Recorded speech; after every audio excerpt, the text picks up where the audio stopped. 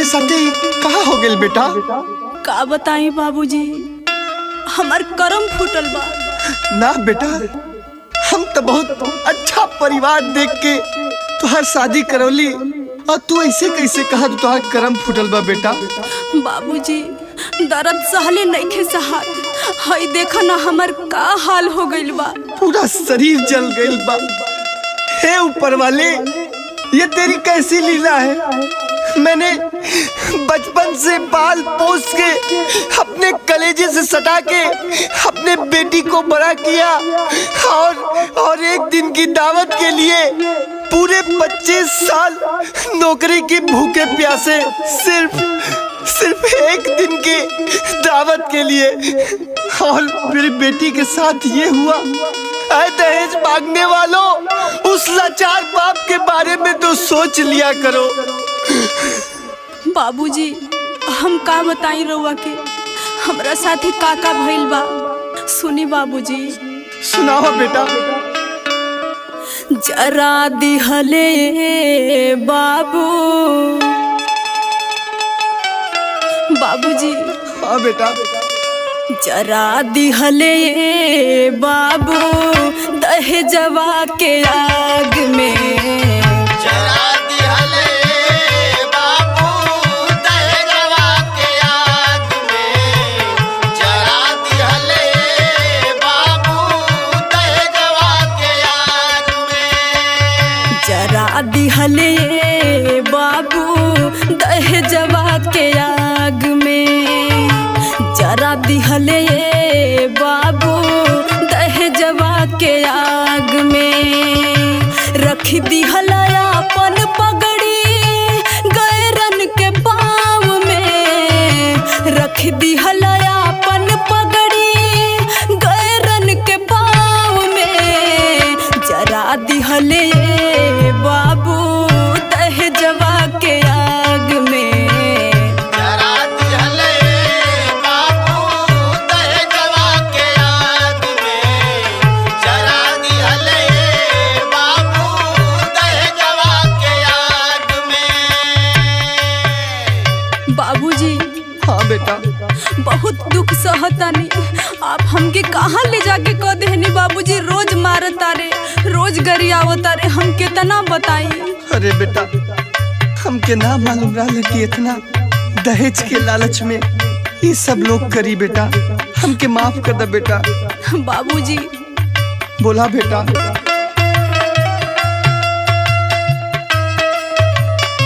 झरझर आँखी से आंसू खाली बहेला, का दिहले बाबू तोहर इहे सब कहेला।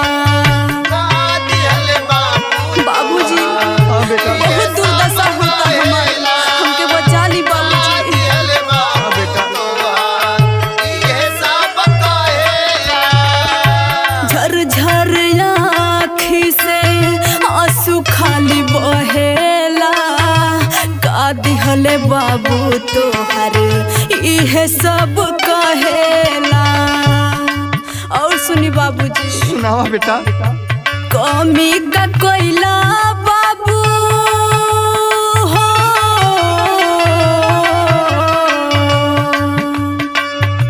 कमी का कोयला बाबू स्वागत अभाव में, कमी का कोयला बाबू स्वागत अभाव में, जरा दिहले बाबू दहेजवा के आग में, जरा दिहले बाबू दहेजवा के आग में, जरा दिहले बाबू दहेजवा के आग में। बाबूजी हाँ बेटा बोला। जैसन शिक्षा देहला कि अपना सासू माई के माई जनी हम जानीला बाबूजी, अपना ननद के बहिन जानीला, लेकिन सब लोग अत्याचार करेला बाबूजी। अरे बेटा, अब हम का बताएं बेटा कि हमरे दिल पे का गुजरत है बेटा। तू हमार लाल हवा बेटा। सुनो बाबूजी। सुनावा बेटा।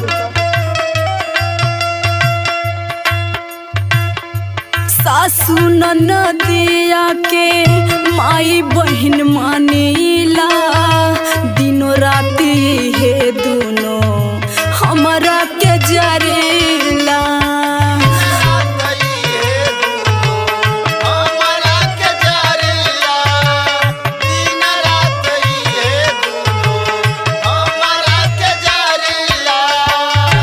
सासू ननदिया के माई बहन मानीला, दिनों राती हे दोनों हमारा के जरेला। दिहले न दया माली,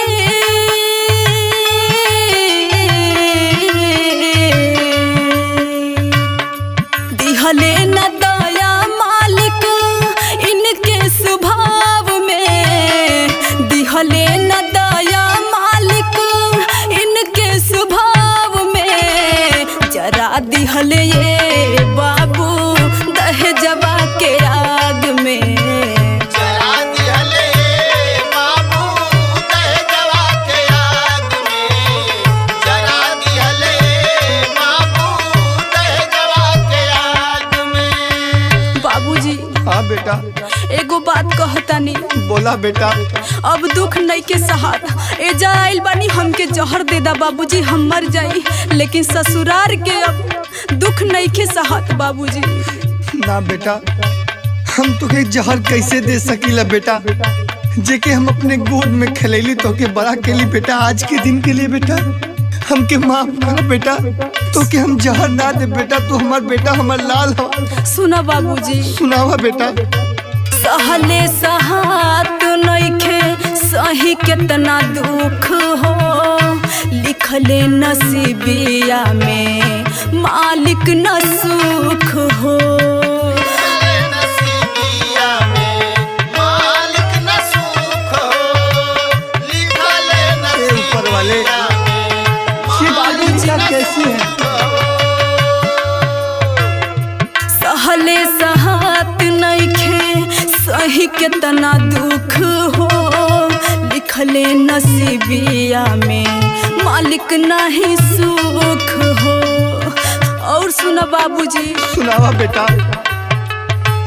बलमुआ भी सुने नहीं हो,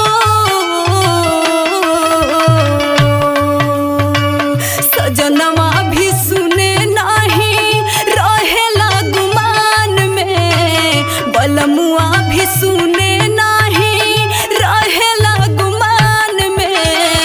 जरा दिहले ये बाबू दहेजवा के आग में, जरा दिहले ये बाबू दहेजवा के आग में। चुप हो जा बेटा। जरा दिहले ये बाबू दहेजवा के आग में, जरा दिहले ये बाबू दहेजवा के आग में, जरा दिहले ये बाबू चुप हो जा लाल। दहेजवा के चुप हो जा। आग में। चुप हो जा हमार बेटा। बाबूजी हमके बचा लो। चुप हो जा मल्ला।